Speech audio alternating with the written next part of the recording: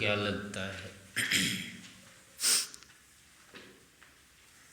पूरे पूरे यहाँ धरती पर ही रहते हैं या किसी और पर रहते हैं?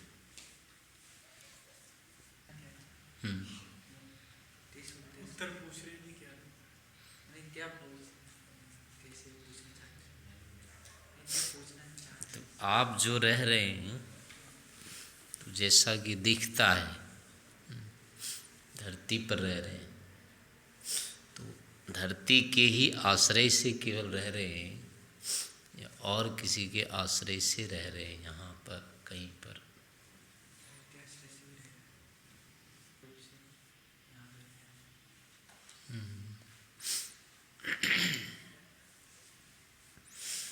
तो जितना हम यहाँ पृथ्वी के आश्रय से रहते हैं उससे कहीं अधिक अन्य के आश्रय से रहते हैं या अन्य पर रहते हैं।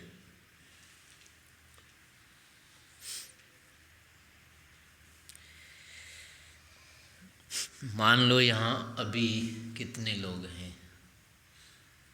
5, 5, 10, 12, 13, 10, 15 लोग यहाँ पर हैं। 15 में से मान लो 10 चले जाएं, तो जैसे रह रहे हैं अभी वैसे रहेंगे या कुछ लगेगा खिसका, ढीले हो गए?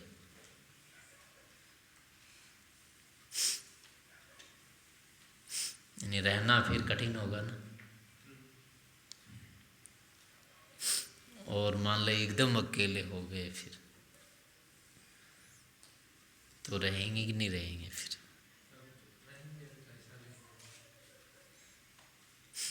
और ऐसी जगह जहाँ की किसी चेतन से संपर्क ही नहीं होगा, कोई दिखने को नहीं मिलेगा, बोलने को तो मिलेगा नहीं, ऐसे दिखने को चेतन से जहाँ संबंध ही नहीं हो सकता, ऐसी जगह कितनी देर रहना चाहेंगे? हैं?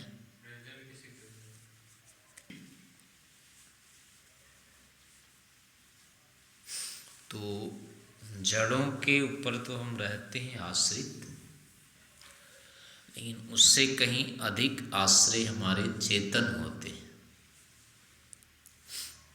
इनके साथ के बिना हमारा कहीं भी रहना, टिकना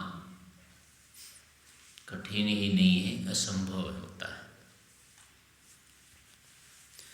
कम से कम इतना भी लगना चाहिए कि हाँ कोई दूर पर भी है तो चलने वाला है, यानी है, कोई चेतन है, इतना कम से कम लगना चाहिए। अगर ये ना लगे कि कोई चेतन है, हमारी प्रतिक्रिया ले सकता है, दे सकता है, उस स्थिति में रहना बहुत कठिन हो जाएगा। योगी तो रह सकते हैं, योगी उसका ईश्वर साक्षात्कार हो गया है तो वो तो रह जाएगा।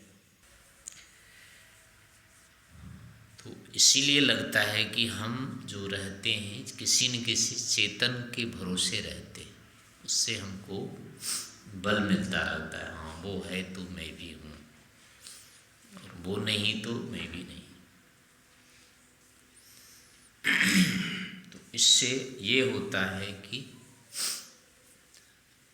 अर्थात ये सत्य है कि हम बिना चेतन के सहयोग के, यानी दूसरी चेतन की उपस्थिति के बिना नहीं रह सकते।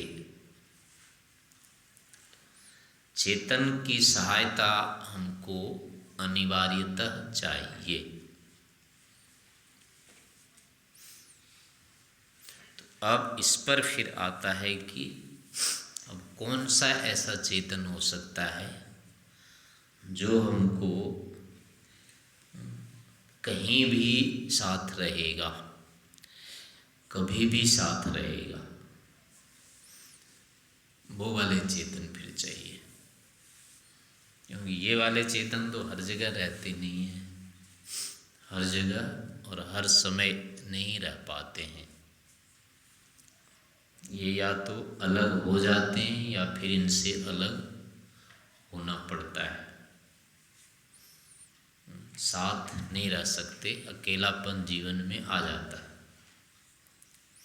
बहुत सारी परिस्थितियाँ आती है जिसमें अकेलापन दिखने लग जाता है कि अब कोई नहीं रहा, और जो जब लगता है कि कोई नहीं रहा तो वो बहुत भयंकर होता है।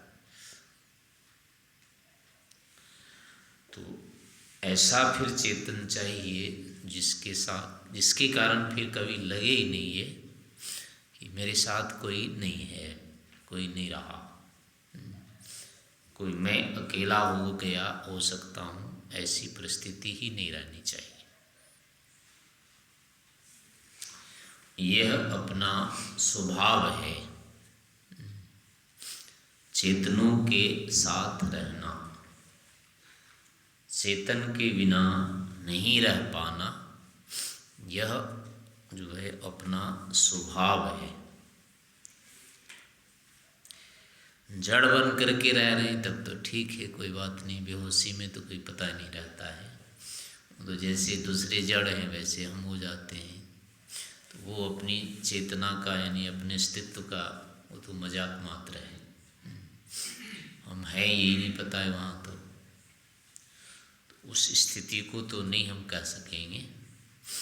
हम हैं का मतलब हमको पता होना चाहिए कि हम हैं, तब उस अवस्था में हम फिर चेतन की उपेक्षा करके नहीं रह सकते।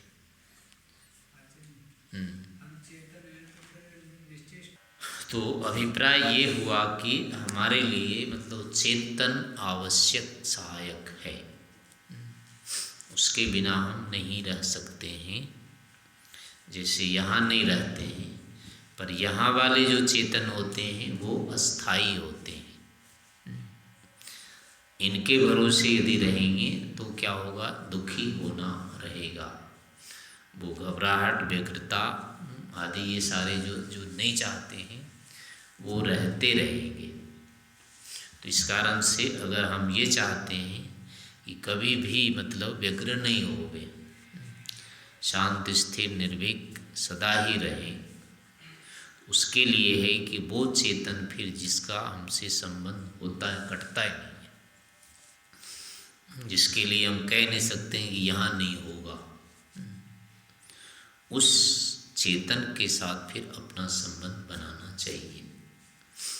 उससे बन जाता है तो अब इनकी अपेक्षा नहीं रहेगी, फिर कहीं भी रह सकते हैं।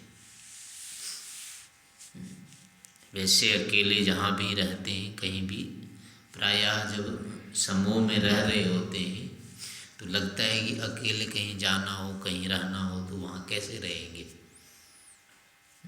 किसी अपरिचित स्थान में जाना हो, भेजा जाए तो जाने की नहीं होती ना इच्छा, ये लगता है कि वहाँ कैसे रहेंगे, जबकि वहाँ हजारों लोग रह रहे होते, पर अपने को लगता है कि वहाँ कैसे रहेंगे, नहीं रह सकते, वो जगह ठीक नहीं है। और उसी स्थान में अपने परिचित के साथ चले जाओ तो नहीं लगेगा कि कुछ बखेड़ा है, ठीक है, चले जाते हैं। और वहाँ रहना पड़े तो रह भी लेते हैं, 1 दिन 2 दिन सप्ताह भी रह लेते हैं। और परिचित नहीं होता है तो बहुत कठिनाई होती है, और पहले तो लगता ही है कि कैसे वहाँ रहेंगे, रहने की नहीं हिम्मत होती है। तो इससे फिर क्या होता है कि अब हमारे अंदर रागद्वेष बनते हैं, यानी इन एक देशी चेतनों का आश्रय जब हमारे पास रहेगा तो इन राग द्वेष पक्षपात आदि से बच नहीं पाएंगे, ये चीज़ें भी बनती रहेगी। तो इसका यही उपाय है कि इनसे पूरी तरह से निरपेक्ष होकर के, चेतन के बिना तो नहीं रहेंगे लेकिन इन चेतनों से के बिना भी हम रह सकें। इसके लिए आवश्यक है कि हम उस जो सर्वव्यापक नित्य चेतन है उसके साथ अपना संबंध बना लें। उसके साथ बन जाता है तो अब ये नहीं लगेगा कि यहाँ तो रह सकते हैं, वहाँ नहीं रह सकते हैं, वहाँ रह सकते हैं, यहाँ नहीं रह सकते हैं, ऐसी स्थिति नहीं होगी। कभी नहीं होगी, कहीं पर भी नहीं होगी। हर जगह एक जैसे रहेंगे, तब किसी एक स्थान में रहने की अनिवार्यता नहीं दिखेगी, किसी एक व्यक्ति के साथ रहने की आवश्यकता नहीं लगेगी। तो उससे क्या होगा, कोई भी राग द्वेष भी नहीं होगा, भय डर भी नहीं होगा, कहीं रहें कहीं नहीं रहें ऐसी उहापोह जो होते हैं, संशय की स्थिति भी नहीं होगी। तो अपने इसी स्वभाव के अनुसार हमको जो एक ईश्वर चेतन, सर्वव्यापक चेतन, नित्य चेतन है, उनके साथ हमको संबंध बनाने के लिए पूरी तरह से शक्ति लगाते रहनी चाहिए।